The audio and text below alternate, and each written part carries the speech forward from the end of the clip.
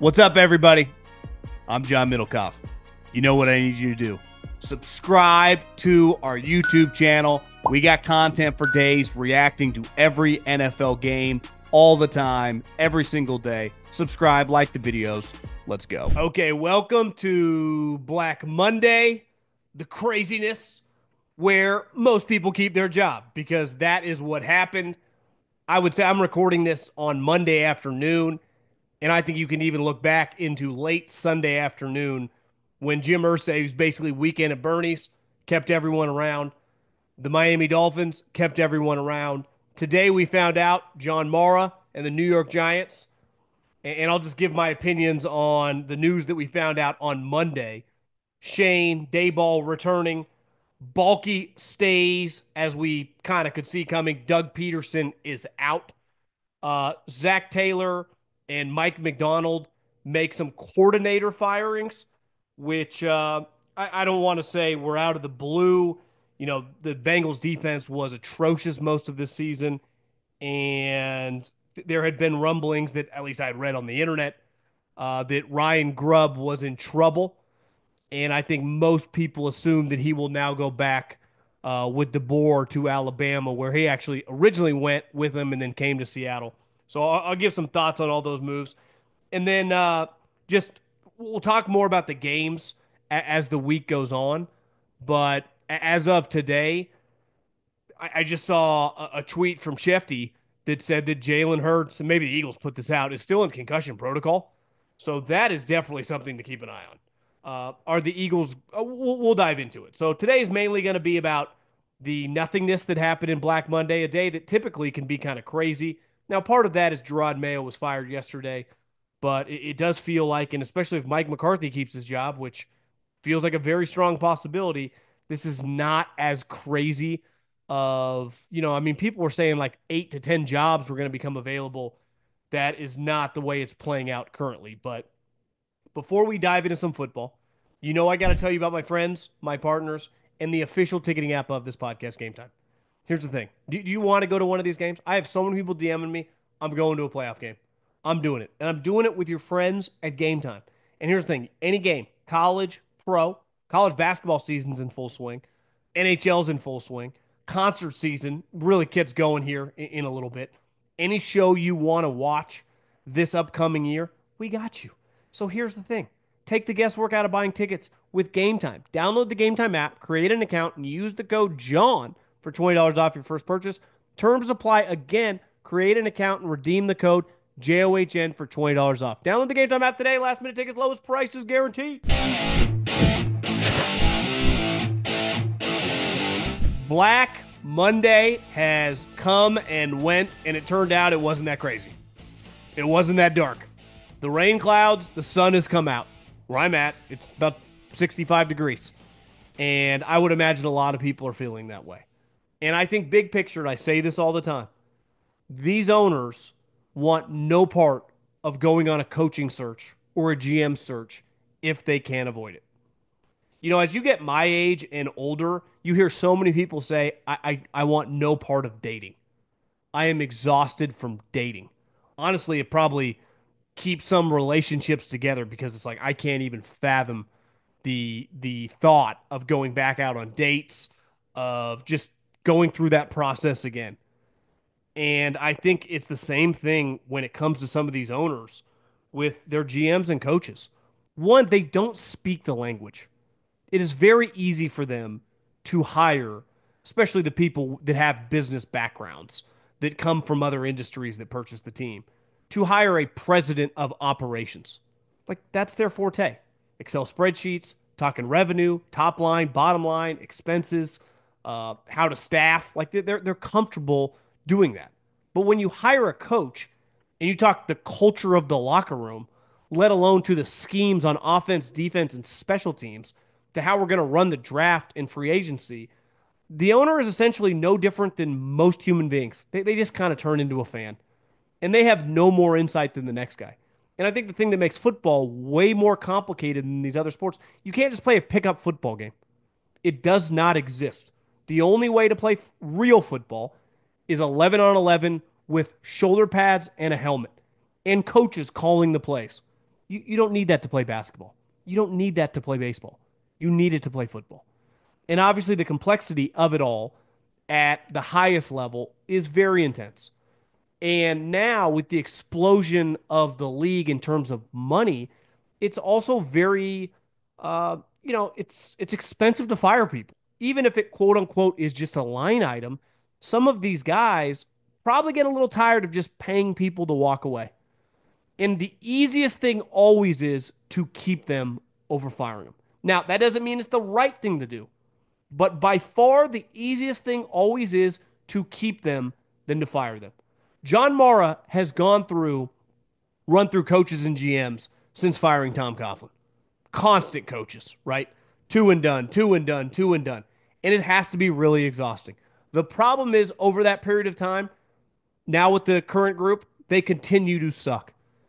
And clearly, I think it's fair to take an educated guess that when all these people were saying it's not a package deal, Joe Schoen and Brian Daboll are not tied at the hip. You know, one thing I heard from my friends in the NFL was like, yeah, that's being put out by Joe Schoen and Brian Daboll, trying to distance themselves from each other. Because no human wants to get fired, even when you're kind of miserable in a job. Like, I've been there. Now, you look back later on and go, I'm glad that happened. But at the time, every human being's in survival mode. And Joe Schoen and Brian Daboll, who literally were a package, they came together from Buffalo together. It's why they were both hired. It was clear, started pointing the finger at each other. Now, regardless of what happened in terms of like this high school drama between the two, clearly John Mara didn't care. Like, guys, just try to make it work again. I don't care how ugly this has gotten. I don't care how many planes fly over the biggest market in America, a team that has just completely become irrelevant. Can you guys just try to figure this out? And even he mentioned today, like, yeah, I've run out of patience. So hopefully they fix this fast. But I think it was pretty clear. He didn't want to go on the circuit of interviewing people. Because let's face it, if you're going to fire one, you're going to fire them both. How could Joe Schoen possibly survive? We just witnessed his operation last offseason. It was considered a universal embarrassment by fans, but most importantly, people around the league that work in the industry. And Brian Daboll just works in a, profession where you win, you get extended. You lose, you get fired. Like, it's not that complicated. And he loses a lot. And this season was really, really bad. And by the middle of the year, they had to cut the quarterback that they just gave $80 million to. So both these guys look really embarrassing, but they survived. And I think it's just as simple as, do I think John Mara thinks they're really good? How could he possibly think that? I truly believe he just did not want to go on a coaching/GM search. And I understand that. Like, you get older, like it's a lot of effort when, again, even if you go on the search, the previous one he just went on, everyone, like, basically around the league was like, that's a great hire. Joe Schoen and Brian Daboll. You get two guys that know each other, that come from a winning operation. You get a GM that's, apprentice multiple winning spots. You get a coach that's worked for Saban and Belichick, and they coached Josh Allen. What a hire. Great. I was probably saying that. Great fucking job. And 3 years later, it's like you got planes flying over every home game, basically saying, you suck, fire everybody. It's like, well, in what world am I going to go on the same coaching search and think I have any better chance than what I just conducted and hired these two guys, which is clearly not working out very well. And I think the Giants find themselves in a position that no fan wants, where it's just like, yeah, we're kind of keeping our fingers crossed, but we all know how this is going to end. Everyone's eventually going to get fired because this team is not even remotely close to even being close. So I feel bad for Giants fans. This is a big win. If you're an Eagle fan, if you are a Commander fan, and I guess we'll find out with the Cowboys, but they're in a different universe than the Eagles, and obviously the Commanders now, as they continue to build this thing, will only separate in terms of stability. They got a quarterback, so shitty day to be a Giants fan just because John Mara was overdoing interviews. NFL playoffs. We're talking about the NFL playoffs. You bet we are. Get in on the action at DraftKings Sportsbook, an official sports betting partner of the NFL. Scoring touchdowns is a key to winning in the NFL playoffs, and the key to you scoring big is betting on them at DraftKings, the number one place to bet touchdowns. Ready to place your first bet? Try betting on something as simple like a player to score a touchdown. Go to DraftKings Sportsbook app and make your pick. Here's another reason to watch your favorite players crush it in the playoffs. New customers bet $5 to get 200 in bonus bets instantly.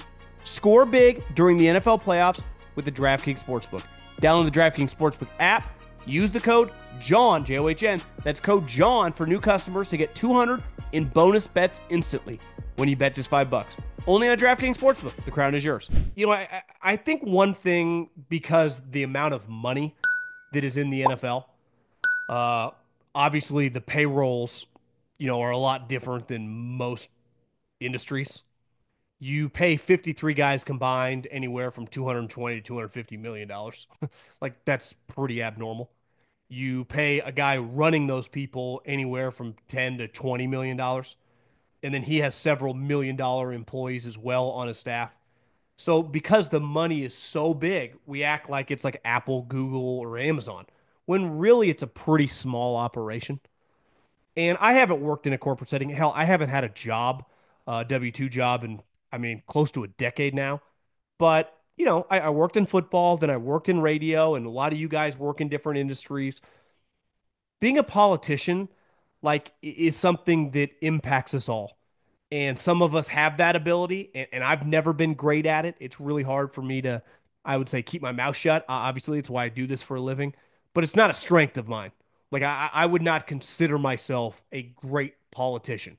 And I think there's somewhere in the middle of being a politician, being like a hermit, right, are the opposite ends of the spectrum. Just tunnel vision, do about myself, don't worry about anything else. And then there's kind of like a networker somewhere in the middle that's probably a little more genuine, that's just kind of a wheeler and a dealer. And I think when you look at the Jacksonville Jags, right, it's like, oh, this $1 billion operation. Well, whether they win or lose, they automatically make money. So Shad Khan, while they consistently have shitty seasons under his watch, it doesn't impact his bottom line. They're making a ton of cash. So in these situations, you don't have an employee base of thousands of people. It's a pretty small mom and pop shop, even some of the bigger operations. You literally know, I would say, if you're around the building at all, everyone in football on a first name basis. So some people are better than others about working that relationship, because the only relationship that truly matters is the owner. Because if the owner likes you, you're basically on scholarship. And look, we saw it with Atlanta last year. Belichick wanted the job. They wanted no part of him. Why? Because Belichick hates Rich McKay and wasn't going to listen to him, which would have neutered his power. Obviously, Terry Fontenot, the GM, would have probably been run out of town. So they went into job survival mode. And then a year later, they won one more game than they did the previous year after giving $90 million to a quarterback who played 14 games. But Trent Baalke, this guy from Bemidji State, which is somewhere in the Dakotas, who then after college went to work at North Dakota State and South Dakota State, is a big league networker and politician. It's honestly his strength. And when you meet him, like, you think he's like this gruff, like kind of rough around the edges football guy that just locks himself and just wants to watch players. That was always, kind of the narrative surrounding Trent Baalke. It's like he's just a football guy through and through. No, I actually think he's the best politician in the NFL. It's an elite attribute he brings to the table. Because somehow, when a team is just on fire, just a fucking disaster, again, he's the GM. I've seen it in San Francisco, and now we've seen it in Jacksonville. He can like avoid it pretty well. It's easy when you play the Kevin Warren role. You're like, hey man, I'm just in business. You hired these guys. I hired them, but like I don't know about football. I just tried to help out the hiring process, but I'm just selling PSLs. I'm just selling suites. I'm just trying to sell and find us a piece of land to build and get these fucking moron politicians to give us some tax dollars. That's just what I'm doing. I'm not picking the guard in the third round. I'm not telling them what plays to run in the red zone. I'm not telling them, when to kick field goals and when to punt. Like that ain't my gig, guys. And it's very easy for them to kind of play the chameleon. But GMs, it's like, well, you've picked all these players. Like you're the guy who is in control of the roster, and he is elite at avoiding it all. He really is. I don't know him that well. Again, my relationship with him has always been cool, but there's no disputing at this point in time that like whatever he brings to the table, that connection is if it was like, we talk about five tool players in baseball or Josh Allen has elite arm and Lamar has elite speed, like he has that ability is an elite trait for Trent Baalke. And it's why he's going on. He hired Jim Harbaugh, he hired Jim Tomsula, he hired Chip Kelly, he hired Doug Peterson, and now he's hiring another guy. I mean, he's going to go down with hiring like six or seven coaches when his career's over, which is unheard of for a general manager who's obviously not winning very often now. And it's just a skill he has. So when everyone's shocked, like, don't be shocked. This is what he does. Like, he is probably the best politician in the National Football League. Some guys, it's hard to, like Brandon Staley. It's his wiring. He's wired like a politician. But when you become a head coach and you start losing, like you can't talk your way out of it, right? And coach is always going to be more exposed than a GM because during the games they're out there in the field with the players, and the GM's usually sitting next to the owner, texting the owner, talking to the owner on Monday when that guy's watching film, blasting the coach. And clearly that happens a lot in Jacksonville. And let's face it, Shad, whenever I see him talk, seems like a good guy, clearly a smart guy, uh, just an incredible business success story. But I think they got no clue what they're doing. And as long as, his ownership speaks for itself, you will short their organization. Every year they play, you would have to be high on drugs to pick them to have success. And I do wonder, like Trent Baalke, who's just always surviving, if you're a coach with any options, how would you go work for a man that you know that if it starts going off the rails, he will point the finger at you while getting in with the owner? That's just what he does. Like that's his move. So it's going to be fascinating. Ultimately, no shade to Jags fans, but you're probably the most irrelevant brand in the league. I mean, you are, and I don't know if you got much coming your way in terms of coaching options. Okay, Zac Taylor today. It's funny. Like you watch the Bengals. Obviously, Joe has a great year, and they had a winning record. And for the most of the year, their defense was really bad. It was atrocious. So, like, just firing a defensive coordinator for a poor job, like I get it. Even though that is your guy, the guy that you hired when you came, he's been your defensive coordinator for 5 years. He was your defensive coordinator when you beat the Chiefs on the road. He was your defensive coordinator when you went into Buffalo and you punked Josh Allen. It's crazy in this profession how people can have such great relationships, and sometimes it's the owner. Like, I want this guy gone. This guy can't continue to be our defensive coordinator. It's out of the guy's hands. But in no profession will someone point the finger fast at someone else before they point the finger at themselves. And listen, I understand what's Zac Taylor supposed to do? Fire himself? But I feel like Lou Anarumo, who just a couple years ago was viewed as like one of the best defensive coordinators in the league, now he's the village idiot. And I get it. When you miss the playoffs and you have a quarterback who 70% throws for 5,000 yards, throws 43 touchdowns and less than 10 picks, like someone's got to pay the price. And I think Lou and a bunch of other guys on the staff clearly paid the price. But I just think it's just a funny profession that way. Just a couple years ago, this guy was the apple of everyone's eye. And this is also why when these coaches get these opportunities and you have an opportunity to interview, you have an opportunity to go from a coordinator to become a head coach, you got to strike when the iron's hot because shit changes fast. Look at the Bengals. They let a lot of guys walk in free agency, and they're just not a franchise that's just breaking the bank to keep guys. And while they have had some success of player acquisition over the years, they clearly let a lot of guys walk in recent memory, and their secondary started to suck.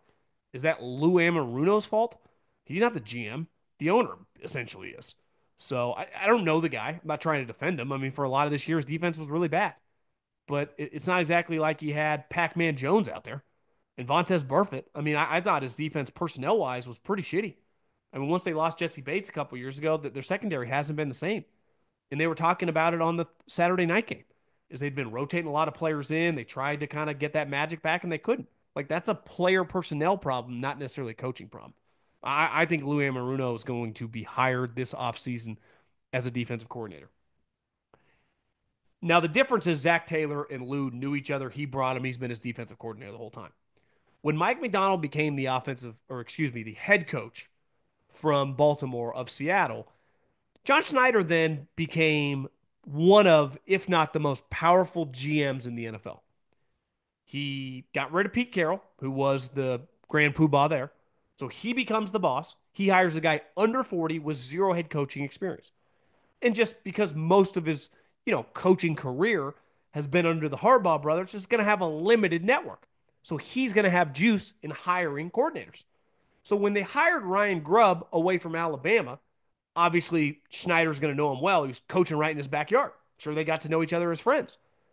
And my guess is when you hire a first time coach, like, who are your offensive coordinator options? Gave him, he's like, well, I got a couple too. And maybe Schneider kind of wielded his juice. Like, I think we should hire this guy. And maybe Mike McDonald capitulated. And they just fired Ryan Grubb today. And it's like, Mike has a year. His team goes 10-7, kind of proves I know what I'm doing. And like, me and him aren't meshing. And I always wonder, and I don't blame Ryan Grubb for taking the opportunity. I actually think whenever I watch, I think he's a good coach. Like I think he knows what he's doing. It's most people are not going to look like the '07 Patriots when you got Geno Smith, especially that offensive line, which is Grubb doesn't get to pick the offensive lineman. But a coach is going to want to bring in his own guy. And I just wonder after this season, like Mike wants more of his guys. But until they figure out the quarterback and the offensive line, it's going to be the same thing over and over. They're hovering around 8 to 10 wins. It's kind of what they are. Not much better and not much worse. They're a well coached operation. But to me, this reeks of, okay, we tried it your way. I want to try it my way now. And I also think when you're Ryan Grubb, like this is the risk of going to work for people you don't know that well. You've never worked in the NFL and leaving the board. Now, I listen, you learn from failures, not successes. So I would imagine he learned infinitely more this season than he did the last couple of years coaching Penix in that group at Washington. So you're going to get positives out of here or out of this experience if you're him. But it just shows you like, sometimes in the NFL, you have behind the scenes pretty ugly relationships between a head coach and a coordinator. You have massive egos, and everyone's making seven figures. Now, some guys are making eight, and the other guy might be making three, but a guy making $3 million is going to think a lot of himself.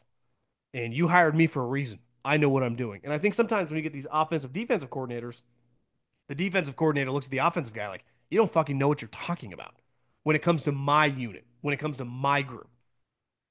And then you get these huge egos. We saw it last year with Wink and Daboll. It's usually like an offensive and an offensive guy or a defensive and a defensive guy. Even if you're not going to like everyone, if you like everyone and everyone likes you, you're probably not that successful. But it's much easier to have a conversation with the like-minded person on your side of the ball.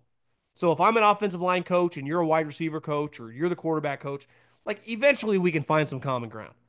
But I think a lot of times when you get Mike McDonald's a defensive coach, Ryan Grubb's an offensive coach. So they just speak a different language to begin with.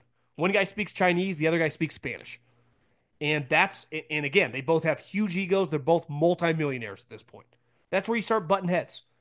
And, you think it's just anyone listening with little kids. Sometimes they don't listen. It's not that much different with a 38-year-old and a 45-year-old.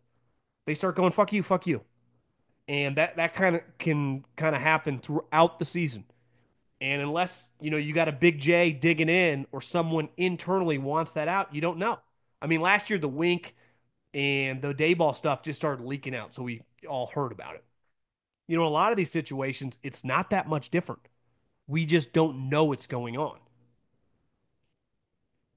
And last but not least, uh, I do think Jalen Hurts being in the concussion protocol this long has got to be a little concerning to Howie and Sirianni and just the team because I know you've won some regular season games with Tanner McKee and Kenny Pickett. If Jalen Hurts is out of a playoff game, now we still got a long way to go. He can be cleared the next couple days, but it's not an ideal thing. I mean, a lot of times these guys get cleared I would say relatively fast. At most, miss a week. But if Jalen Hurts cannot play a playoff game, I will bet against the Eagles, regardless how good their team is. Like, I'll bet on you in regular season. We get to the playoffs, assuming Jordan Love's healthy. We'll find out as the week goes. Christian Watson tore his ACL, but like that would be a major issue. It really would. And this just shows you, and we talked about this, the day Jalen got hurt and Pickett came in and then they ended up losing to Washington, how fast this shit can change. We've seen over the years somehow Mahomes can just shake off ankle injuries like no human you have ever seen. I retired from pickup basketball probably late 20s, early 30s. But anyone who's ever had the pickup basketball rolled ankle, where you're like, I think I just shattered my ankle. And then a couple days goes by and you can kind of walk it off, but you clearly sprained an ankle. That pain hurts so bad. And for Mahomes, he's able to shake it off. But, we saw, was it Carson Wentz the one year? He got a concussion in the playoff game, which kind of ended his tenure with the Eagles. I just think like we're in a day and age where success, even with the team as loaded as Philly, Saquon 2K, receiver sweet, O line badass, D line sweet, coordinator's good. You're a quarterback, it misses a game, Godspeed. Hold on for your ass.